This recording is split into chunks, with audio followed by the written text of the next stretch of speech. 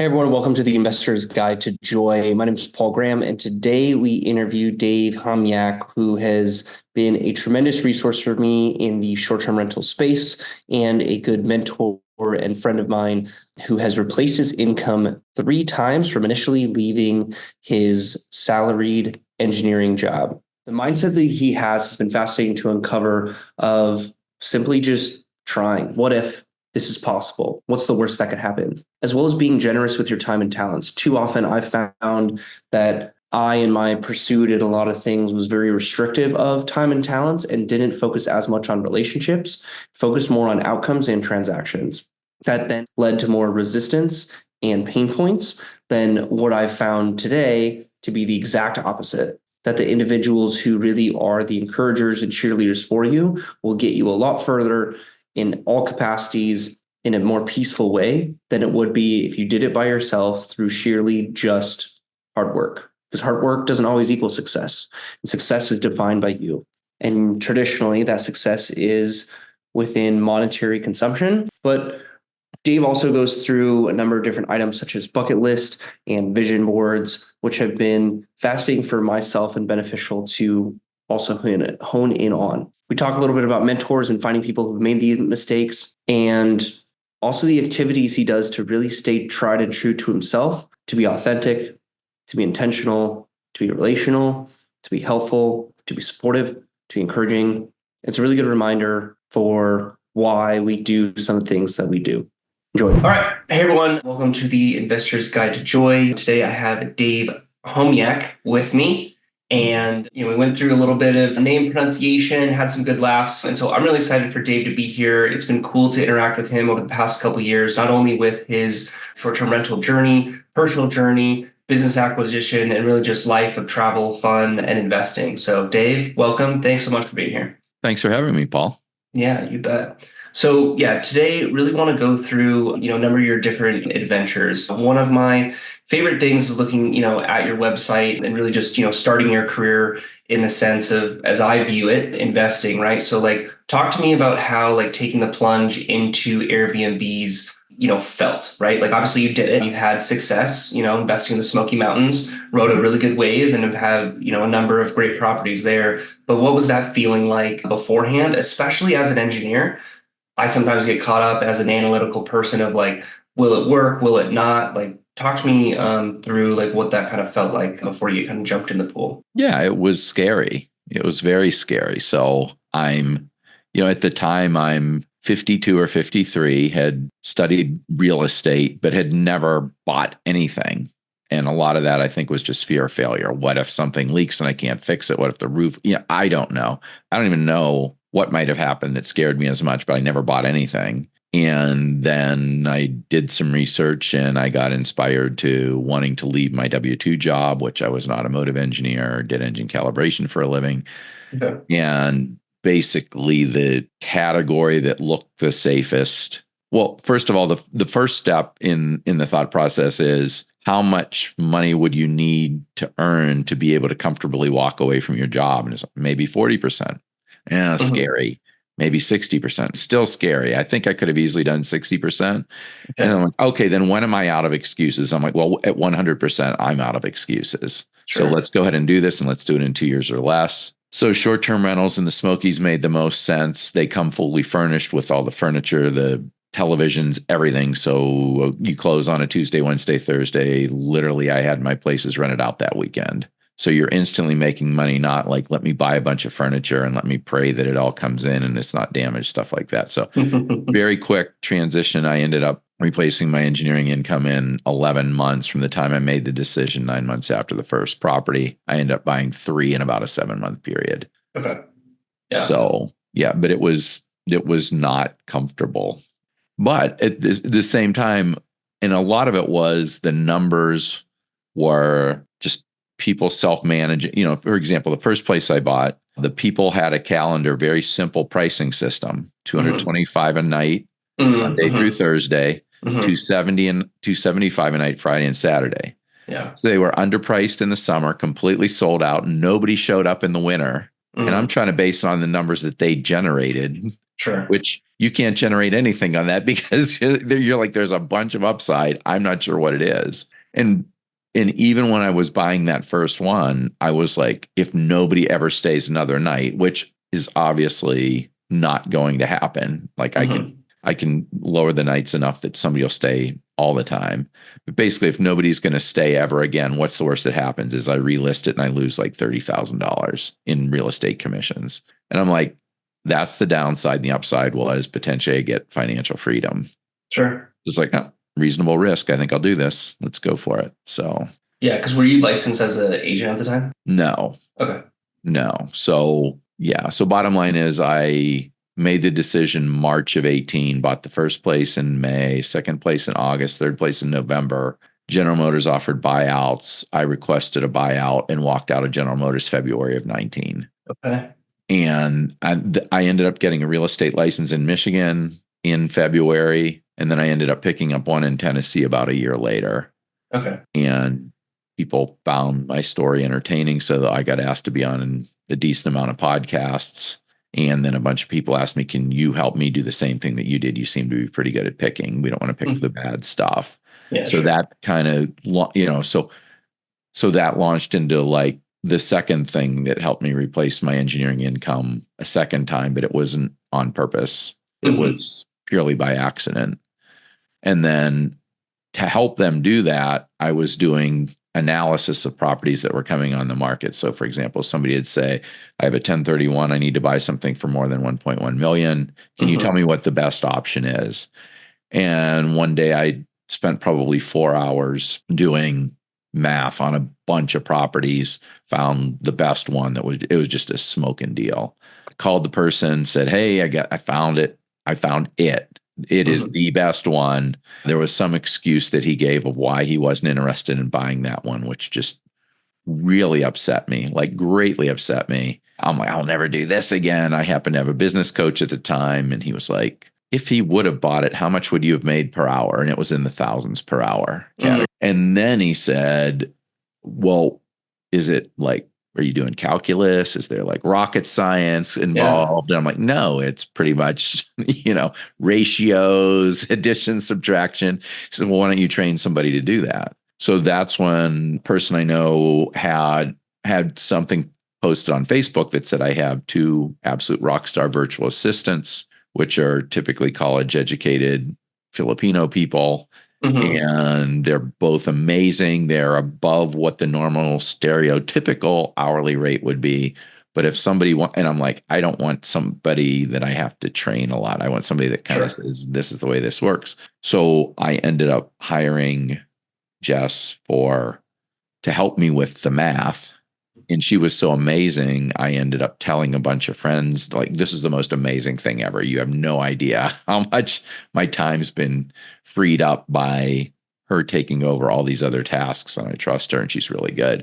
So 3 of my friends asked, do you think she could find me one like that? I don't know. So I asked her. She ended up finding 3 different people for three different virtual assistants for 3 of my friends. And a 4th friend that goes to this monthly lunch where a lot of this was happening said, or actually, to back up 1 second, place those 3. And the conversation at that time was always the same. Hey, what do I owe you? And I'm like, nothing, don't worry about it. Then another guy that was going to those lunches said, you do realize you have a virtual assistant placement company and you are providing a valuable service and you should be charging. And I'm like, I had no idea. I'm like, well, thank you for pointing that out. So that has since grown. That company started about 2 years ago, and we have like 125 virtual assistants placed now, and it's going incredibly well. So my goal in life is not to say here's something that kind of works. My goal in life is to say there's outsized value here where you can get somebody that you pay basically minimum wage, that's college educated, that has a minimum of 5 years experience and is extremely dedicated. So versus you get the high school kid that may or may not, or the high school graduate that may or may not be doing a good job. So it's like this outsized value. So that's where I get really excited about helping people ramp up their business or get their time back to work on what they do best, not on some of the more mundane, repeatable tasks. Sure. Yeah. So Yeah. And then that ended up being third time I replaced my engineering income in under 5 years, 2 times by accident, 1 time on purpose. Sure.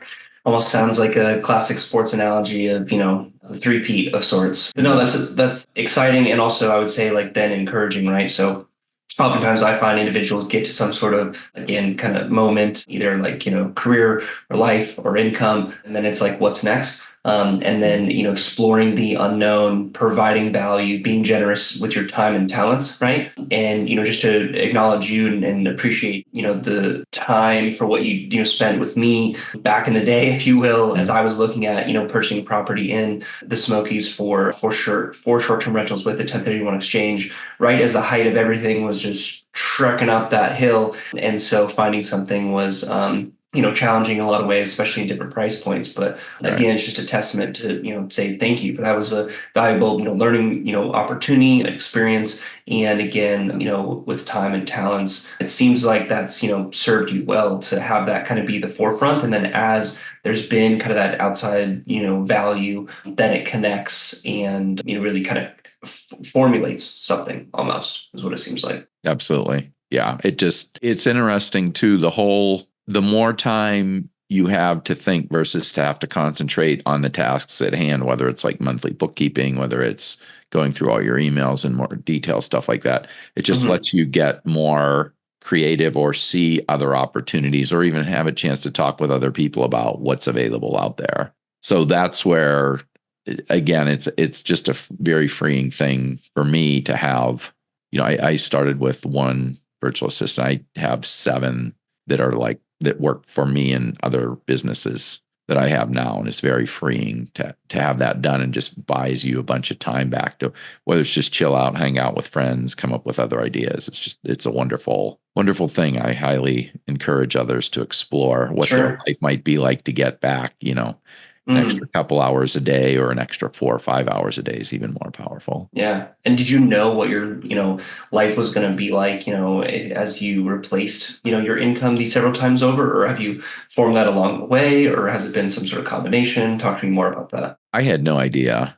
Okay. I still have no idea. I'm a relatively easy to please person, right? Like my car is a 2011, and I'm really quirky on cars, and they're like it's a diesel car. They don't make these diesel cars anymore. Yeah. And I love the car. It's a BMW, so it isn't like a Yugo diesel or something like that. But I love that car, and it's like there's nothing I would rather drive. The fact that I paid as little as I did for it because it's an older car, that really doesn't mean anything to me. So I mean, money to me isn't. Money is the ability to do what you want to do. So whether it's drive a 13-year-old car, but and as we were talking about before the podcast started, I really like to travel. Yeah. I'm very big on, I had bucket list items, and I was like, oh, I'm going to space them out.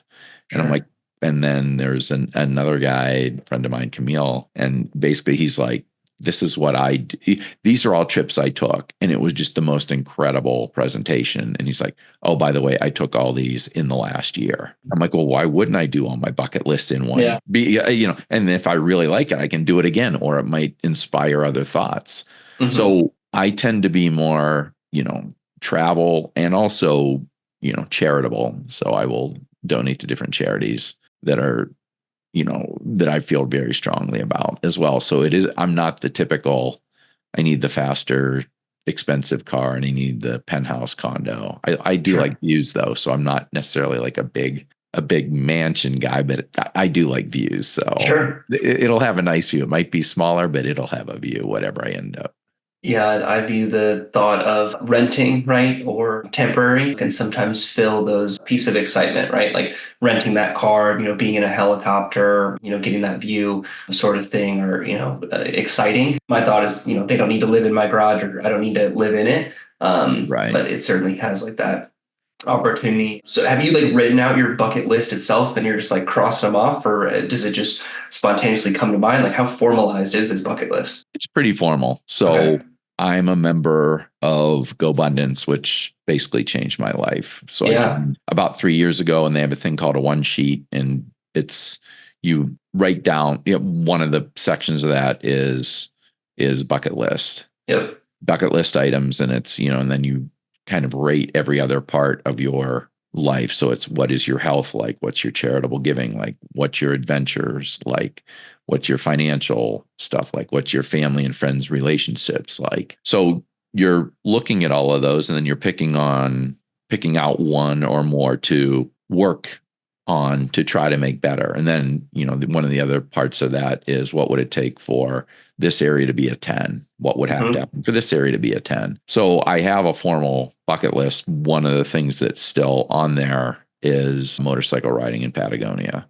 So Okay. there's a couple other guys that are interested. We were going to try to do it this past, early spring, and it didn't happen. And I've had a bunch of things happening that Sure. might have shot down there, but it didn't fit in. But I did knock off one absolute bucket list, which was hiking the Pali Coast. So it's the Kalalal Trail. That's on Kauai, which is the westernmost Hawaiian island. It's 3,000-foot cliffs falling into the ocean. So hiking that, I did that at the end of January. So it's like time to go. And just gorgeous, gorgeous, very challenging. You should actually read the description of the hike before you go. It's way harder than I thought it was going to be. I just read 11 miles. I missed the part about the 5,000 feet of elevation gain. And I definitely overpacked. It's for my first time backpacking, because, of course, why would you start on a flat trail? You want something challenging, right? So way too heavy backpack that I carried in 11 miles. And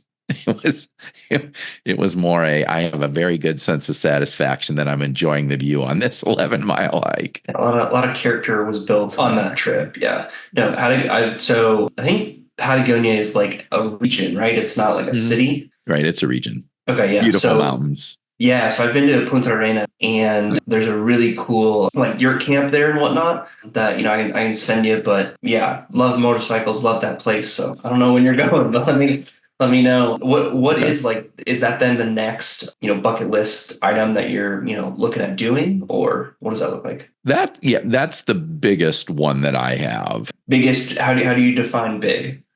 Well, just it's at the top of the list. It's unwavering, and that will happen. And there's other things that like I would kind of like to do this. And they can always change. And a lot of it is, I have 3 kids, and one of the things that I tell them that they can do is, if they can pick any place in the world to go, and if they come up with an itinerary, I will take them there. So, my daughter has a milestone coming up, and I told her I would take her to a Coldplay concert on this milestone. Oh. And Coldplay is like our band, right? And so I did not look. I just figured this would be like, I live in Ann Arbor. I figured maybe Cleveland, maybe Dallas or LA. I don't know. And I presented this to her, and she said, absolutely. And then she said, oh, by the way, the day that the milestone occurs, they're playing in Rome. And I'm like, I guess we're going to Rome, right? So there are a lot of other things that pop up that are kid centered. And I think one of the things that really isn't a Go Abundance one sheet thing, but I really like, is basically write your eulogy, write what you would like people to say about you, and then work backwards. And mine is, I want my kids to be comfortable and confident around me and want to hang out with me. And so it's, then how do I pick on them? No. Do I try to be supportive and guide them and ask questions? Yes. Do I go on great trips with them and let them pick what we're going to do? Yes. And most of the time it ends up great. So been to Galapagos, been to Paris, been to London, been to Tokyo, been to Tokyo Disneyland. So that was not. Yeah.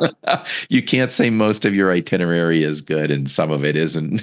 It's good. We're flying halfway around the world to go to Disneyland, but that's what happens when you have a 13-year-old that picks. Sure. Have you done Mario Kart in Tokyo, or did you see it when you were there? We saw it. We went to that area where all the anime is and all the stores and stuff like that. But yeah, we didn't do the Mario Kart ourselves, but yeah, we were in that shopping district or that region. Sure. Yeah, that's been one of mine. And I would definitely agree with you that, doing your eulogy is like not just transformational. I have felt for like myself, but also future generations, if you will, as they come, for myself. Hmm. as a person with no kids, but really just the impact daily to the people around me, right? Like, so one thing I found interesting, like as I do like, decade kind of vision casting, right? And then like a 3-year plan, it's very, tactical. And it's the things that I'm doing, not necessarily the person I'm being, right? I do a eulogy and it's like, I desire for people to view me just as someone who is generous because I'm a generous person. Like, am I being the type of person who is generous, right? Again, with time, talents, and treasure. If no, then change, right? And so I found is that it was like in like the moments was kind of the eulogy, and then the actions was almost like that 3-year plan or whatnot. How did you kind of feel, with doing those things? Because yeah, Go Abundance has been a big part of my life as well. But just curious how that landed for you. Yeah, it was. Yeah, I have, I have my vision board right next to me and my Cool, eulogy on it. So I see it every day. cool, I don't necessarily read it every day, but there are also sure, pictures that I do see every day. okay, And it's just that's there in your head. I was having a discussion with somebody else yesterday and they said they wanted to quit their job. And I go, okay, what date are you quitting? hmm, Well, I don't know. Okay, what's your plan to quit? Well, I'm not really sure. And I mean, and sure, that's fine, but you need a date, you need a plan if you're going to yeah, execute, right? So if that's your goal. And so, yeah, it was just, I think the eulogy made me more intentional with my hmm, kids and kind of, I feel like being a little grumpier than would be, than would help cement the relationship that I'm looking for in the eulogy. It'll back me down a little bit. It's sure, also been good at setting actually some charitable goals for me as well of cool, wanting to be able to help and donate more than I had originally thought basically that I was even capable of. sure, And yeah. then it's okay, how if you're going to donate that, then what business are you going to grow to be able to help more people? Yeah, you bet. What does like reading your eulogy every so often kind of do for you, right? Because oftentimes I believe that like, if people are looking at their, vision board, that's kind of a known thing. Hey, I gotta make a vision board, I gotta look at it, right? And then, life will kind of come to me, right? Like, have you seen any difference of changes of like mindset, perspective, intentionality, something else by just having your eulogy like present? I do. I think when, I try to only do stuff that I like to do. Okay. And on occasion there's stuff I don't like to do that's necessary, right? And if my eulogy says I'm going to give away X in X amount of years and I'm not on that trajectory currently, Yeah, then it's time to do the actions that I know will allow me to hit that trajectory or get really close to that trajectory if I don't hit it. sure. So it's inspirational in a way of, okay, you said you wanted to do this. Are you going to do it right now? The way if you don't change anything and don't take any other action, will you hit what you're claiming you're going to hit? And I'm finding, that I will work a little harder, do a little bit more stuff that I maybe didn't want to do that day and would have Sure. liked to procrastinate on, but it's like, nope, got to do it. So, Huh, interesting. Okay, because mine is not locked, but very wedged in my Google Drive. And so, goodness, I've not looked at that since I did it with Matt King and a group of people in the fall of last year. So, yeah, that's a different perspective I think could definitely be valuable for myself, for sure. I'm sure others too. yeah. And I'm like, I don't know. With my engineering background, I'm like, Yeah, vision board sounds hokey. And sure. but then the other half of that is, well, there's a lot of really successful people that use them. Yeah, Like, what's the worst that happens if I make one, put it up? And mine is basically there's 3 boxes of writing on it, and there's okay, maybe like 10 pictures or something like that. cool. So the pictures mean more to me in a lot of ways than some of the writing. Sure. But the pictures are just, family or goals or, Nepali Coast is on there, motorcycles on there, Patagonia's on there, pictures of Yeah, Patagonia, stuff like that. So it isn't, and I, it's interesting. You just put that stuff up and it just kind of stuff happens more frequently than it doesn't. So sure. it's like, do the vision board, Yeah, and in my case, I'm very impatient with my lack of artistic skills and getting all the pictures right and stuff like okay, that. So in my case, I was in a group that there was an accountability that you had to make your vision board, and I ended up getting my VA to find somebody that's really good at graphic arts to put together. I provided the pictures, but they're like, sure. that's Make it cheating. And I pretty, go, yeah. I don't feel like it's cheating. I feel like it's a good, like, why would I spend my time and get frustrated versus give it to somebody that's really good at digital image manipulation, right? So Yeah, yeah, that was my little cheat on my vision board. So it's all my pictures, all my writing, but I could not put it together nearly that nicely as this person did. Well, it reminds me of the concept of like doing the best, right? Like in order to do the best, it may be beyond your best. And so then it's doing things like outsourcing and elevating and delegating and, things like that, as well as like you mentioned, like business coach, right? Like, the perspective that you received, from just that little interaction, changed, it seems like a plethora of things that kind of compounded, on each other. And so even just that small, decision then allowed for, again, that conversation and things to like exponentially take fold. So definitely allowing yourself to do that seems like it's been incredibly fruitful for you, for sure. Especially in this third peat of income, which is fun. You talked a little bit about the bucket list for things you have, you're excited about, things like that. What is one bucket list item that scares you? It's I think of bucket list, at least for me, bucket list items are more trips. Some of the stuff that scares me though, and one of the things that I did last summer is I ended up doing Spartan race. Okay. And I tell you what, if you want to feel really good about yourself, sign up for something that you're like, I don't think I can do that. So I had some guys convince me to sign up, and I signed up for it, and it was in 2 months.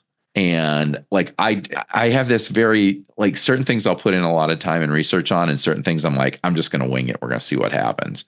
Mhm. And so I really didn't study. I had no idea what the obstacles were. I had no idea any of that stuff. So I signed up, and then I asked my buddy that told me I should sign up, what should I do? What's the first thing that I should do? And he goes, you should probably see if you can run a mile. And I go, what if I can't run a mile? He goes, well, then walk the rest. Sure. And then eventually get to where you can run a mile. So 60 days before this 3 mile thing, I try running a mile. I can only run a third of a mile. It takes me like close to a month to be able to run a mile. Then the week before the event, I finally hit 3 miles for the first time.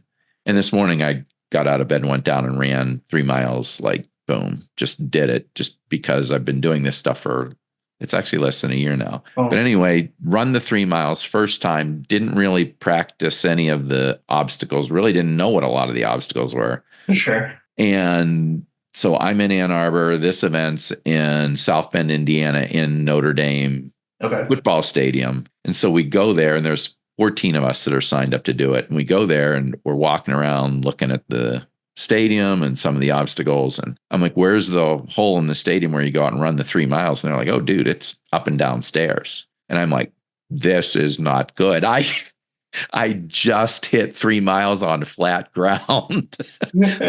like I would so have turned around and left if I was not surrounded by 13 people that are like, you can't quit with all these badass guys around you, right? They're like, so I'm like, oh, this is going to suck. And I'm like, I don't know if I can finish. And bottom line is, I finished. I felt incredible. I walked really funny for 3 or 4 days. Sure. But I mean, I did it. And then I'm like, well, like I would have bet against me finishing like the morning of the race. I don't think I can do it. And I did it. And then you're like, wow, I did this thing. And I'm like, late 50s guy that in 60 days did this thing. And then what else can I do? So it really gives you a level of confidence in doing, I obviously miscalculated that I couldn't do this. And, and I think a lot of people probably, I don't know whether they would have given up or not. Hopefully they wouldn't have. Sure. It gives you such a confidence boost going forward. And I can do this, and I can talk to the people that will tell me how to do this stuff. So yeah, it was really, really cool, really great experience. So more challenges like that scare me. Okay. And I don't have one specifically picked out just yet. There's one that I'm toying with. There's a bicycle ride. It's called Tour Divide. You ride the spine of the Rocky Mountains. Okay. So you start in Canada, you end at the Mexican border. It's 2,300 miles. There's 200,000 feet of elevation gain. And the mountains are steep enough that you can't have a gear that will make you go up the mountains. And then you don't need gears really on the way down because you're bombing down at 45 miles an hour. And the fastest guys in the world do like 150 miles a day, which is just insane. I would be more like just ride until I'm tired and cook a nice meal, relax. I'm not Sure. racing it at all. I would be doing more touring. But that Yeah. stands out to me as a really very intimidating challenge. And do I do that? Do I not do that? It is kind of on that bucket list. I'm afraid to put it on. It's in my head. I'm afraid to put it on because then I'm going to have to do it. That intimidates me and scares me. Yeah. It's a SOGI Exactly. type Very challenge. Masogi like. Yeah. At some point, I almost feel like the human mind, especially as we're, connected with social media and whatnot, are then just coming up with more just difficult and elongated type, challenges, right? Of 100-mile races or, not becoming the norm, but just, yeah, it's fascinating to me how I've seen certain individuals, at least in Austin or similar, yeah, are just kind of doing some of these things and like, let's run across the country, let's run across it. And that, and it's just, it's cool to see because from my perspective, it is not just the action that you're taking, but it's what it inspires other people to do, right? So like as I, been writing a book or even as I did, 75 Hard of the Live Hard program, I Mhm. found that like just by sharing the story and inviting people along the way and just Mhm. like documenting and sharing it, it then people, yeah, just they're like, hey, I would never do that. But it reminds me of this. And I've kind of really been wanting to do this, like Mhm. that inspired me or motivated me or, all those kind of things. So yeah, whether you do it or not, and regardless of the outcome, again, yeah, it's just kind of inviting people along and sharing it. That at least I've personally seen, great value for, which is exciting. And who would have guessed that that was even a possibility of something growing up in Denver and being around the Rocky Mountains. Like I understand there's the mountain range, but yeah, just don't forget your passport if you go, because you're going to need Right. for both of them. Right. Yeah. And I think, you touch on a really good point of the social media and the expansive effect of the actions that we take. And this also comes into play with the people. I still remember being an engineer. I went to see this talk probably 10 or 12 years ago, and it was three entrepreneurs that quit their W-2 jobs. Mhm. And all three, it was just sad, right? It was like, I quit and I make like half the money and I work twice as hard. And I'm like, Mm, well, I don't want to do that. Why? I don't want to quit to make half the money and work twice as hard. I was yeah, hanging out with the wrong guys. That was the free seminar that was 1 mile from my thing. And it's like, sure. find the guys that are getting the stuff done. And it's been my experience that those guys not only get stuff done, but they're very generous with their time and with their thoughts and with their, if you tweak this way, it saves way more time and Sure. effort and stuff like that. And it's like, you get around all these successful guys that just keep doing whatever, whether it's a physical challenge, whether it's they're taking their family to the next level, asking the wife, what would it, is our marriage a 10? And if not, what would it take for it to be a 10? And Hmm. we're going to do whatever that is, right? Hmm. That more date nights, more counseling, more vacations, more Hmm. getting a nanny to watch the kids, whatever that is. I just love hanging out with those guys. And I love the way that my life gets elevated. And like you say, and then the people around you get elevated as well. But I'd also say if you're going to try to do a goal like I want to be an entrepreneur and I want to quit my W-2, don't go to the free local thing that with three guys that are like, I hear you. Yeah, because yeah, oftentimes they're spinning the wheels and they're curious and they don't they're still the student, they're not yet the teacher, and so they have an opinion or perspective, or they just have had consumption of, oh, this is how I'm going to have $100 million company. It's amazing. What's your revenue out right now? Well, it's about $10 because I found $10 on the sidewalk. right. Yeah. Okay, well, great. Like I can think and envision of, big dreams too. Like we're all capable of that, right? But it's just to Mm. say, like, are you able to solve the problem in such a way that it, creates that sort of value and not, beyond just the dollar amount of what it is. It's also just the process of what you're becoming, by doing that and facilitating that. Have you had other like groups or people besides GoBundance, or what has that been like? There's been other kind of mastermind like groups, and just if you hang out with the people that are the older, more experienced people, and they accept you into that, then that also, Sure. it find the people that have already made all the mistakes, hang out with them, Sure. and feel, one of the things mildly obsessed with, addicted to currently is pickleball. Okay. Yeah. And like, so for any of my pickleball people out there, your pickleball tip is, when you're playing with somebody really good, say, I would love for you to critique anything, that I'm doing wrong. And I've learned more from somebody just giving me 5 minutes of, you realize that, you should be standing a little bit further over. You should be holding your paddle up a little higher, use both hands, all that. And it's like ding, ding, ding, ding, ding. But a lot of times you can find the expert, but you also have to give that expert permission Sure. to critique you. And awareness, I would also say too, right? Because it could be in their mind of like, oh man, I used to be like that, or had that thought, or wow, if they just did this, Right. they would do that, right? But oftentimes people aren't outspoken to say, hey, like, can I coach you in a public environment? It's safe to be said to hold that back. It's part of leadership, right? Right. So yeah, inviting that in, changes, yeah, definitely the dynamic, the interaction, the connection, and the relationship too. Of hey, I value you and your input, Right. and yeah, kind of bring them along and have that connection. I mean, you said a lot of great, points there. And so I'm curious with really this last question that I ask everyone. So the intention of this is it's a guide to joy, and really then just to say it's also the fact that, we actually have joy within ourselves. We often try and just think we need to, find it, right? But in this guide of constantly, reverting back to the fact that we have it within ourselves, and, we're looking to expand it, like what would be maybe a quote, a perspective, a story, or something like that to put in this guide that you would say, like, this is Dave's like contribution to the guide? Boy, that's a tough question. I think in the past, I've always distracted myself with a lot of work. So it was show up, do engine calibration for a living, come home, fix a bunch of stuff, cut the grass, do whatever. And I think you have to have that quiet time to find out what you really value and what you really prioritize.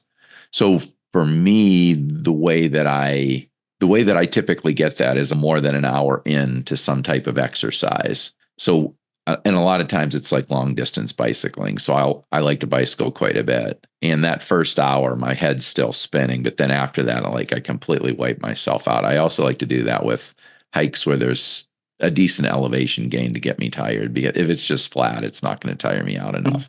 That's the way that I get my mind calm enough and quiet enough, and my body's just, getting overwhelmed, that's when a lot of the creative thoughts come out for me.